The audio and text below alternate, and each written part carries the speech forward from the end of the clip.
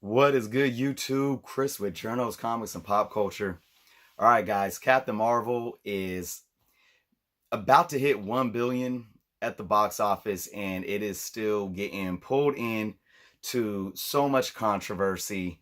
And what does a woman have to do to get some respect? Nah, I'm just that's a joke. Obviously, that line right there is probably going to get so much hate in the comments.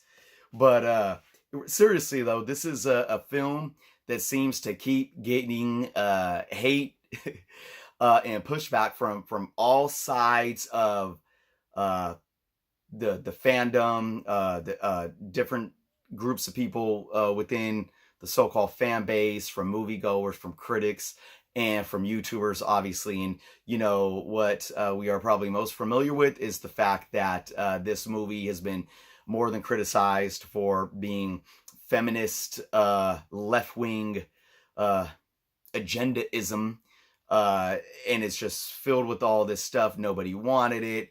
All the regurgitated stuff that we hear on Facebook, um, which obviously, if you guys follow my channel, I don't buy into. I obviously had an intense week after it's released, trying to call out certain YouTubers and their fan bases to try to just stop this constant rhetoric of uh, anti pop culture when we should be unifying within pop culture. That led to a live stream with somebody that I had some feelings about, and we actually talked face to face, and it was great. We don't agree on everything, but we had a discussion. Um, and I think here now we have a different group of people that I want to have a discussion with, and these people are the ones that are saying that Captain Marvel is the film is whitewash Hollywood, Hollywood whitewashing a character.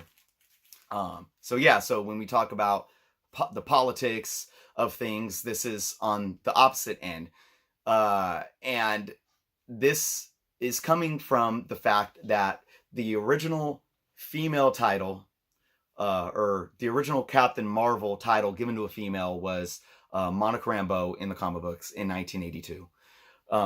And there has been YouTubers discussing how this is Marvel and Hollywood, Marvel Studios, Disney, Hollywood, whitewashing it, making Carol Danvers, Captain Marvel, to be the Great White Hope, which obviously we've seen this in movies, but I'm not even going to go down that road.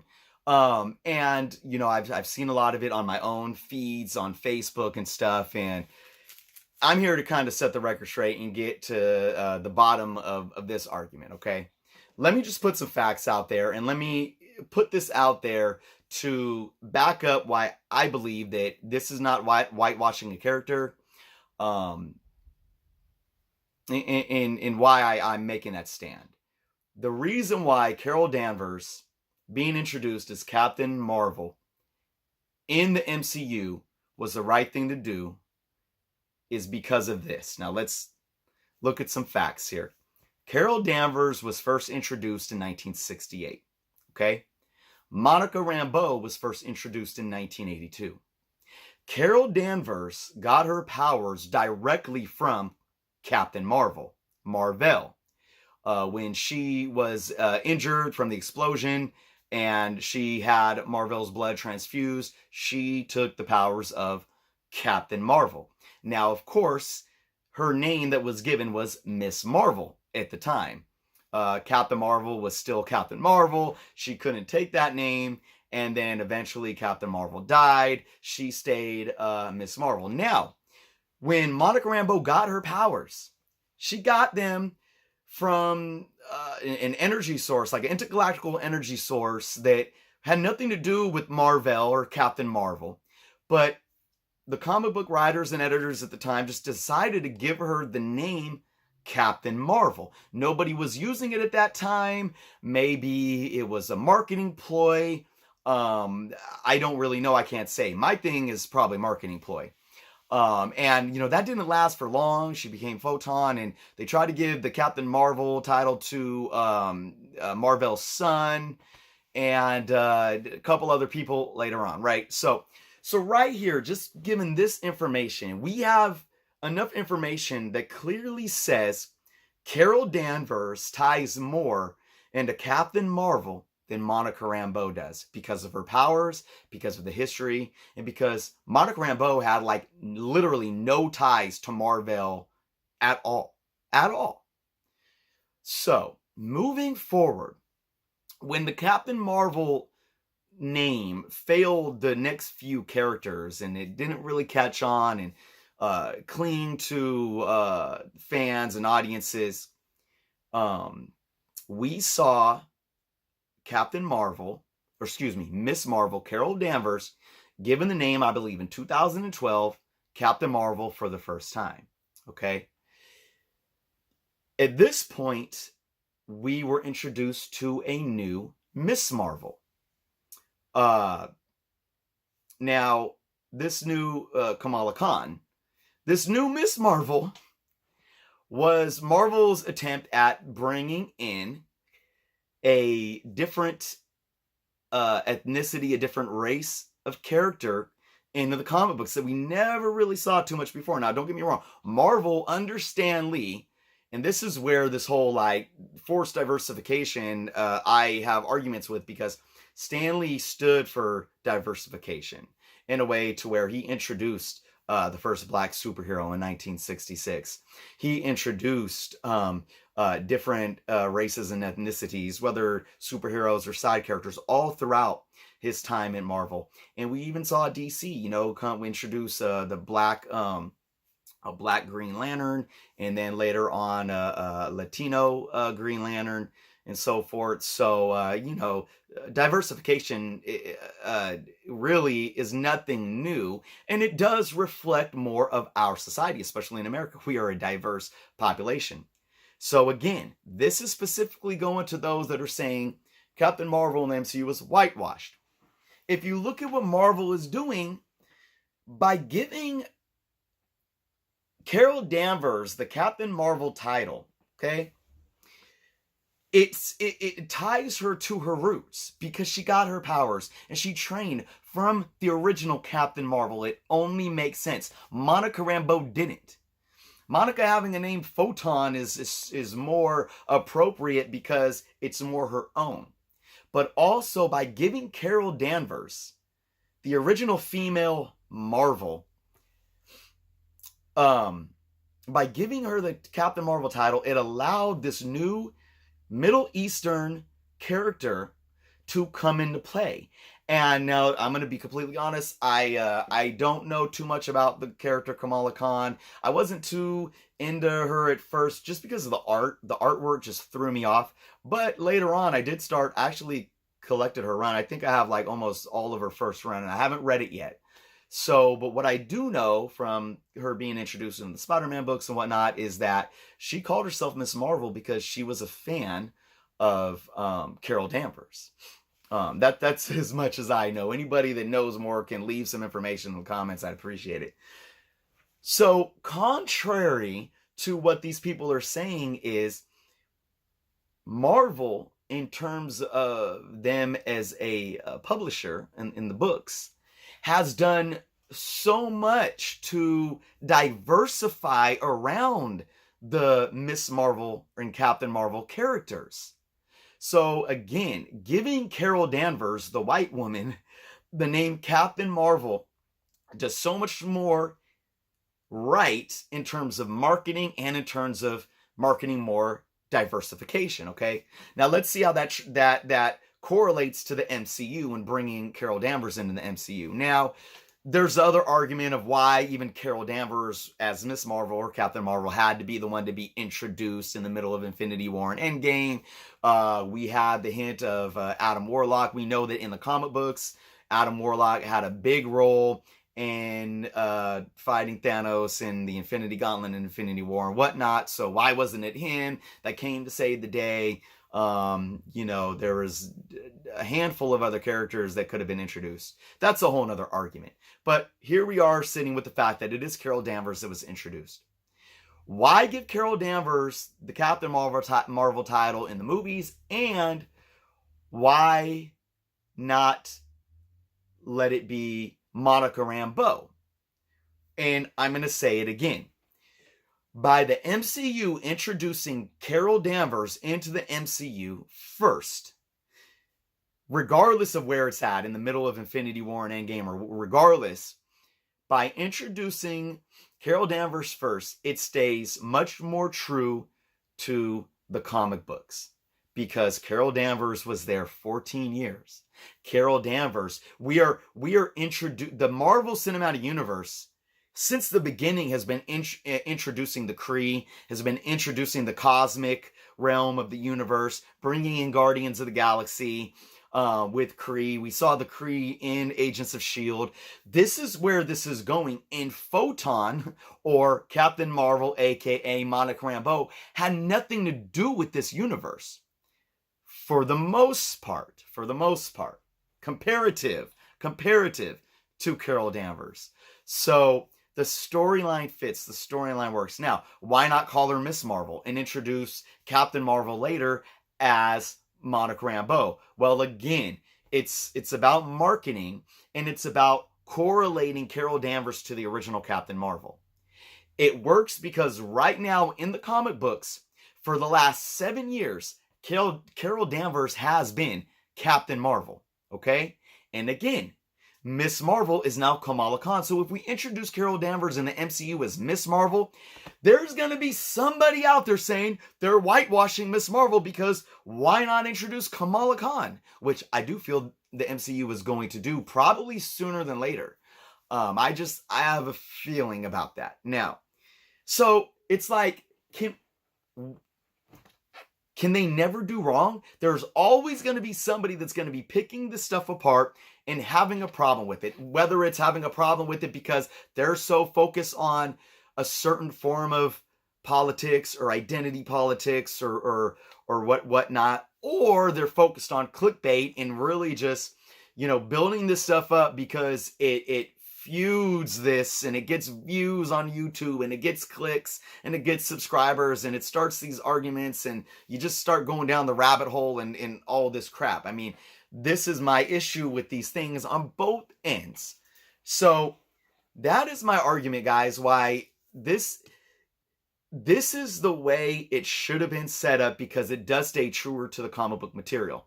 Now, these people that are saying this almost refuse to even acknowledge that Monica Rambeau was introduced in the Captain Marvel movie. And for those that haven't seen it, this might be a little bit of spoiler, but not too much. We see Maria, the mother of Monica, as Carol Danvers' friend in the Air Force. And in 1995, Monica is a little girl that obviously, going back to present time, is going to be, 30 years old or something like that. And is going to be at a prime age to introduce her as a superhero character in, phase 4 of the Marvel Cinematic Universes. And it works. And we're also going to most likely see a completely different look of the Avengers going into phase 4. We don't know what that's going to look like. Hulk might be gone. We might get a She-Hulk or a Red Hulk. Cap might be gone. Iron Man might be gone. We might get an Ironheart, or we might see Rhodey take up the Iron Man suit. We don't know. But hey, this could be room for Monica Rambeau as Photon to come in and, be a part of the Avengers and maybe lead the Avengers for a certain amount of time like she did in the comics. So this is a studio, this is a publishing company on the comic book side and a studio that for the last 7 years has gotten so much flack for forced diversification. Now they're getting called out for whitewashing when it is a fact. And I don't have the numbers with me, but I did have the numbers. I did a post on Facebook and on my social media about how high Marvel Studios has been paying, even before they signed a contract with Disney, have been paying their minority and female actors and actresses. They have paid minorities and women some of the highest paid salaries in all of Hollywood history. That is a fact. And for the first Iron Man movie, what's his name? I can't think of his name. Why? I love this guy, man. I can't, you know, the Empire, Rhodey, the original Rhodey. Oh my gosh, forgive me, guys. I don't have any material written down. He was paid more than Robert Downey Jr. Now, of course, going into what was an Infinity War, Robert Downey Jr. got like a $50 million bonus, but I mean, at that point, he earned it. I mean, you look at how much the MCU has grossed in profit, and this man has been the heart of the whole universe. Even people called out, oh, they're giving the white guy all the money, when it's like, no, look, you know, it's all there. Like even some of the Ant-Man, Chadwick Boseman I believe got paid more for Civil War than Paul Rudd did in his first Ant-Man movie, which was his movie. Civil War wasn't Black Panther's movie. It wasn't Chadwick's movie. Paul Rudd had his own movie and got paid less than Chadwick Boseman Boswick in Civil War. This is a studio that is doing their best to truly understand and diversify and give everyone as human beings an equal platform, you know. And then when they go too far, you get the other side saying, oh, well, it's an agenda, it's feminism and leftism and forced diversity and all that. So it's like we can't win, man. We can't win here. But there are the facts, guys. I don't know what else to say. I'm sure I'm going to get flack in the comments from both sides of this argument. I think the bottom line is we need to stop fishing. We really need to stop fishing and just start looking at a movie and saying, I enjoyed it or I didn't enjoy it. And of course we could pick apart. And I always said, when I got into these discussions and these heated debates last week or so about Captain Marvel, you know, I'm never about censoring people's opinion as long as they're respectful to each other. I did the live stream with Brian with the Rebellion. Of course, we brought Jeremy on from Geeks and Gamers, and I was humbled by the experience. We all didn't agree on anything, but we talked about it, and we at least were open to understanding why the other person feels like this and where they were coming from, and we were able to talk about it. And we left not agreeing on everything still, but at least we could say, okay, you're not an evil person. I'm not an evil person.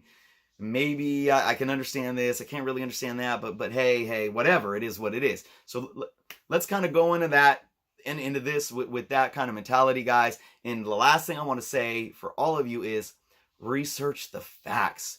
Don't get caught up in this extremism where people just clickbait and take like clickbait titles and make a whole YouTube out of it to like blast their rhetoric out of proportion for clickbait themselves and to gain views and followers and whatnot, and sensationalizing all this stuff. And let's really, anytime there's a source out there that's saying something, whether it's something you agree with or disagree with, go fact check it. And learn how to fact check it, okay? Just because it's a blog site with a .com or something doesn't mean it's factual evidence or a solid, solidified source, a reputable source, okay? Just because it's in a YouTube video doesn't mean it's true. Just because it's on the internet doesn't mean that it's true. Just because somebody released a press release or an article about it doesn't mean it's true. So let's try to wash through that. Let's be logical here. And even though we may believe certain agendas of our own, we may have our own political beliefs, let's just try to go into these things and say, well, this is entertainment. How can I be entertained? If I'm not, okay, let's dig into it, but let's look for facts. And right now, I'm just at a point where it's like, I enjoyed Captain Marvel. It wasn't my best favorite film of the MCU. It's somewhere in the middle, I'm sure. Can't wait to watch it again and truly rate it. But it was an overall good film. I enjoyed it. I had fun. My kids enjoyed it. I walked out excited for Endgame. I mean, it's that simple, you know. And I just want these extremisms to really take a back seat in this community, in this geek fandom, you know, and let's try to find some middle ground here, because nobody's being appeased. Well, I mean, some people are, because this movie's about to hit $1 billion. So, all right, guys, that's my video. Thank you so much for watching. Leave me some comments. Let's discuss this. respectfully, guys. That's what I'm all about. If you see me getting upset, it's just because I want us all to give love and compassion to each other, even when we disagree. If you agree with me and you see people being foul in the comments, don't be foul back, or don't be foul yourself. If you disagree with me, don't be foul in the comments. Get along, be respectful. Let's enjoy this. We got less than 1 month until Endgame. I'm freaking excited. I don't know about you guys. Thank you for watching. If you haven't subscribed yet, please do so. Until next time.